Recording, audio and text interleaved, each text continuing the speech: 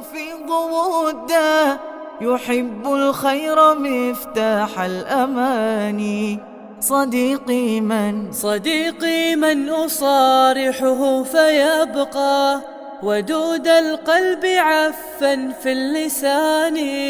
صديقي من يرى الإيمان بحرا، عزيز النفس مشبوب الجنان.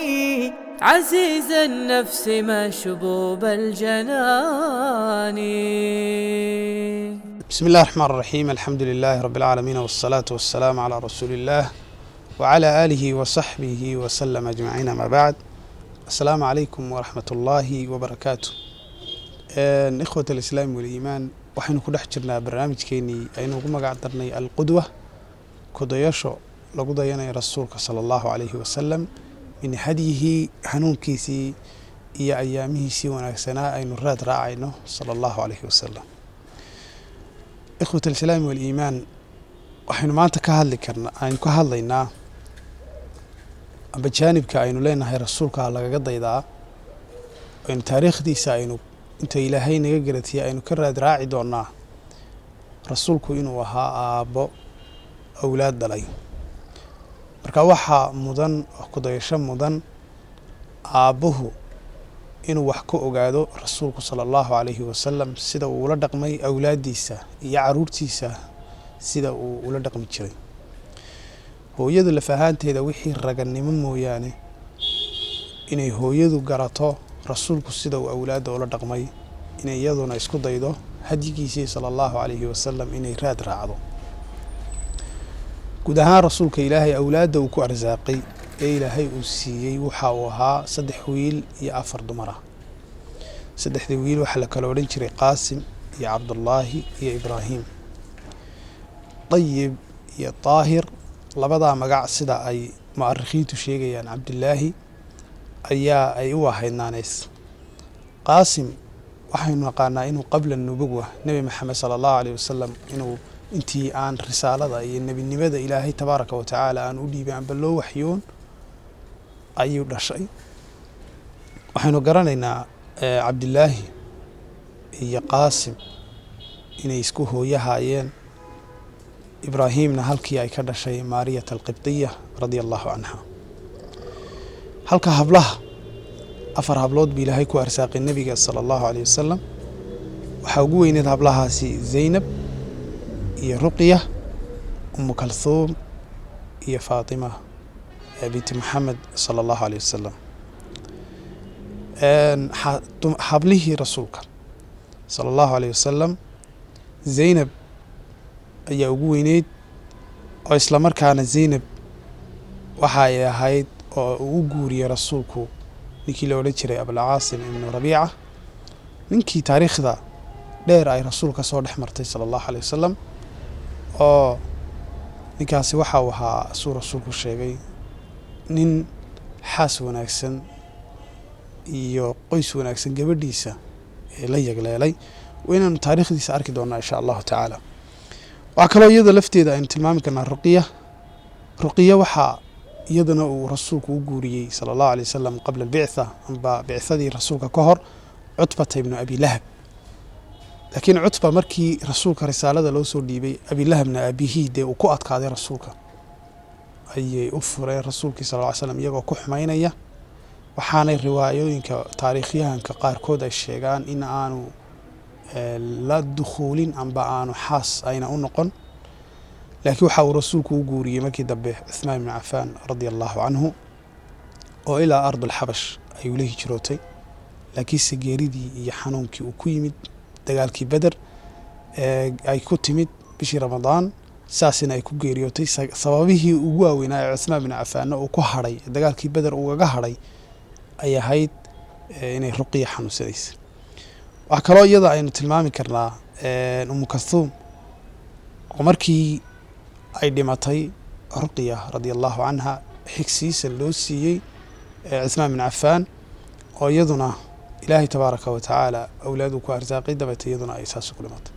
Fatima oo ugu yarayd caruurta rasuulka, walibana ahayd nisaa zaydaat ahli janna, ahna nisaaga amba dumarka sayidada iyo madaxda ahlu jannaha oo ah waxaa uu guuriyey rasuulku in adeerkii cali bin abi aalib radia allahu canhu. waynaan arki doonaa taariikhdoodii guurka. arrimaha koowaad ee rasuulka haddaba lagaga dayan karo sala allahu alay wasalam marka jaanibka aabbanimo la eego waxaa kow ah inuu ilmaha aabbihii u dooro magac wanaagsan. markaynu leenahay aabbaha inuu u dooro ilmihiisa magac wanaagsan, keebaa xaq u leh baa su-aasha isweydiinta leh inuu magac bixiyo ilmaha dhasha. ma aabbaha ayaa xaq u leh mise hooyada ayaa xaq u leh? mu'arikhiintu waxay yidhaahdaan fuqahada haddii aad raacdid iyo culimada ka hadasha masaa'ilkaas inta badan waxay xoojiyaan cidda xaq u leh inay tahay aabbaha, leannaha rasuulkaa bixin jiray magacyadan sala allahu calayhi wasalam. sufyaan athawri ayaa waxau tilmaamayaa raximahullah, wuxuu odhan jiray xaqa uu waladku waalidkiisa ku leeyahay, ilmuhu xaqa uu aabbihii ku leeyahay waxaa ka mid a inuu magaciisa wanaajiyo oo magac wanaagsan u bixiyo, oo magac tafaa'ul fiican, oo halqabsi fiican, oo wax fiican uga turjumaya. leannaha ilmaha mar kasta oo magacaa loogu yeedho yacni waxay ka dhigan tahay waxaasi uu magacaasi ka turjumayo loogu baaqayo. ilma dhaqanada ugu badan ee soomaalideennu ay ku dhaqato waxaa ka mid ah haddii aabbihii ilmahaasi ka hor dhinto isagoon dhalan oo aabbihii dhinto magac baa loo bixiyaa, ama mooge ama wax noocaas. hadduu ilmahaasi madow yahay amba uu sifo kale mugdiya uule iyo magac la mida ayay u bixiyaa. haddii wakhtiyo abaara amba wakhtiyo colaadeed u dhashana wax noocaas wax magac gooniya u bixiyaa. sida sunnaha ah ma bannaana in ilmihii lagu xidho sifo aanu isagu waxba ka ogeyn, laakiin waxaa muhiim oo xaq lah muhu u leeyahay in loo bixiyo ilmaha magaca tafaa'ulka fiican iyo ka turjumaya wax fiican si ilaahay tabaaraka wa tacaala uu aqbalo. leannaha ilaahay tabaaraka wa tacaala waxay addoomuhu carabkooda ku badiyaan buu ilaahay u aqbalaa. waxaynu adduunka ilaahay uga nahay khaliif, maadaamin khaliif uga nahay waxaynu had iyo goor alle carabkeena ku badino ayuu ilaahayna samada uu ka soo dejiyay tabaaraka wa tacaala. marka waxaa muhiima waxay ilmahaaga dadka bulshada ahi ugu yeedhayaan inaad wanaajisid si uu ilmahaaga noloshiisa ay wanaagsanaato. waxaa kaloo ka mid ah buu yidhi sufyaan athawri raximahullah inuu ilmaha aabbahaasi u guuriyo marka uu guurka iyo qaangaadhka gaadho guur wanaagsan uu guuriyo haddii uu nin yahay. haddii ay gabarh tahayna uu u raadiyo nin wanaagsan oo akhlaaq iyo karam leh si uu u hanto ilmihiisaasi iyo gabadhiisaasi nolol wanaagsan. waxaa kaloo ka mid ah akhlaaqiyaadka ilmuhu aabbihii xaqa uu ku leeyahay inuu aadaabtiisa iyo habdhaqanka iyo akhlaaqda ilmaha ee nafsaaniga ah u hagaajiyo, sida daahirka loo qurxiyo ee inta muuqato loo qurxiyo ee ilmahaasi la leeyahay ilmihii waa dhoobta, ilmihii wuu caatoobay, ilmihii waxoogaa xanuun baa ku soo kordhay, ilmihii waxoogaa la leeyahay. wax laasima in la ogaado intiisa rawxaaniga ah ee jireed ay u baahantahay lafteeda in la kaalmeeyo. rasuulku sala allahu calayhi wasalam ilmihiisii ibraahim ee ugu dambeeyey carruurtiisa ee maariyat alqibdiya ay dhashay ayaa waxa uu rasuulku yidhi sala allahu alay wasalam habeenkii ilmahaasi u dhashay wulida liya alghulaama leylata alghulaam, xalay waxaa la ii dhalay ilmo waxaanan u bixiyey magacii aabbahay ee ibraahim ayuu rasuulku yihi calayhi salaatu wassalaam. waxay ku tusaysaa magac wanaagsanida uu rasuulku ilmihiisa u magac wanaajinaya inay min hadyihi ka mid tahay hanuunkiisa sala allahu alayh wasalam. waxaa kaloo ka mid ah tacaamulka iyo kayfiyadda carruurta loola dhaqmayo hablaha, welibana gaar ahaan hablaha loola dhaqmayaa inay ka wanaagsanaato mucaamalaadka dadka kale. inaad ilmahaaga bashaashnimo iyo weji furnaan tustid, inaad ilmahaaga tustid inaad diyaar u tahay inaad qaabishid, inaad ilmahaaga tustid inaad diyaar u tahay inuu ilmahaaga madaxiisa kor ahaado si uu ilmahaasi u noqdo beritoola hogaamiyihii ummaddan.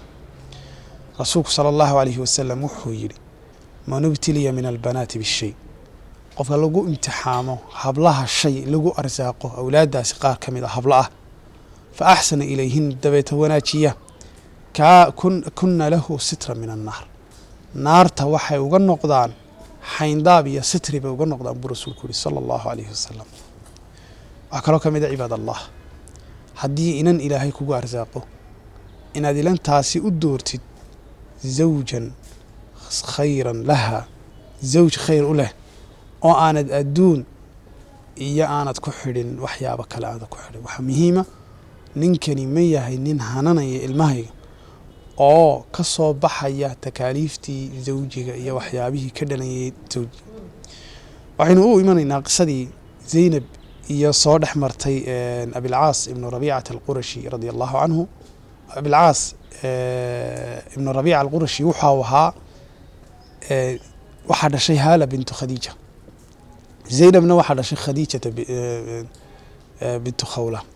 haalata bintu khawla ayaa dhashay khadiijana. zaynabna waxaa dhashay khadiijata bintu khawla. haaliya khadiija walaalay haayeen. labada caruur ay dhalaana waxay isku noqonayaan dee waa haboorooda. markaa ibnu rabiica waxa uu guursaday inantii habooradaagii ay ahaayeen. isla markaana waxa uu ahaa suu rasuulku sheegay sala allahu calayhi wasalam nin wanaagsan oo ballan oofin leh. ninkani marka sifooyinka la tilmaamo waxa uu ahaa nin maal leh, nin ammaano leh iyo nin ganacsi leh, intaba waa uu ahaa. ninkani waktigii dagaalkii beder amba waktigii nebinimada haddaynu ku horeyno sala allahu alayh wasalam ilaahay risaalada nebiga uu usoo dhiibay ayaa waxa dhacday in aanu isagu rumayn rasuulka sala allahu alay wasalam amba uu ka hadhay, dadkii ka hadhay uu ka mid noqday. dabeeto rasuulku waa kii jirooday. zaynabna waxay la joogtay dee xaaska ninkeedii bay la joogtay ibnu abilcaas ibnu rabiica radia allahu canhu ayay la joogtay oo magaalada maka ayay ku nagaaday. dagaalkii beder baa dhacay. dagaalkii beder isagu raggii quraysh soo raacay ba ahaayee dee maalkiisa islaamka doonaya inuu la diriro ama islaamka la dagaalama ayuu ka mid ahaa. dabeeta ninkaasi markii uu yimid dagaalkii uu ka qayb galay raggii asiirka ahaa ee la xidhay xabsi ahaanka ama maxaabiis ahaan loo qabtay ayuu ka mid ahaa. rasuulku sala allahu calayhi wasalam wuxuu yidhi ha ku sii daayo magaaladaadii makana nabad qaba aad ku tagtid, laakiinse hal shardi baan kaa codsanaya. hal shardi baa kugu haya. halkaa shardi waxa weeye inaad inantaydii zaynab aad ii soo dirtid iyadoo aamina. dabeeta sidii buu ku tegey magaaladii maka. markii uu sidii magaaladii maka uu ku tegey uu rasuulkuna laba saxaabi ka daba diray radia allahu canhu ayaa ninkii uu soo daayey zaynab. markaasaa rasuulku sala allahu calayhi wasalam wuxuu yidhi wuu ii ballan qaaday, wuu ii warramay, xadathanii wasadaqanii, wuu ii warramay, runna waa ii sheegay, waxna wuu ii ballan qaaday, ballankiisiina wuu oofiyey ayuu rasuulku yihi sala allahu calayhi wasalam. marka waxaan leenahay waxay xaq ilmuhu gabadhu ay ku leedahay aabaheed in zawjka iyo lamaanaha uu doorayo uu ka hubiyo, welibana uu u dooro nin khiyaara oo akhyaara oo khayr leh oo wanaagsan. cibaad allah, xalqadeena koowaad halkaasinu ku joojinaynaa. وهذا وصلى اللهم على محمد صادق الوعد الأمين، والسلام عليكم ورحمة الله وبركاته. ويفيض ودا يحب الخير مفتاح الأماني. صديقي من أصارحه فيبقى ودود القلب عفا في اللسان. صديقي من يرى الإيمان بحرا عزيز النفس مشبوب الجنان. عزيز النفس مشبوب الجنان.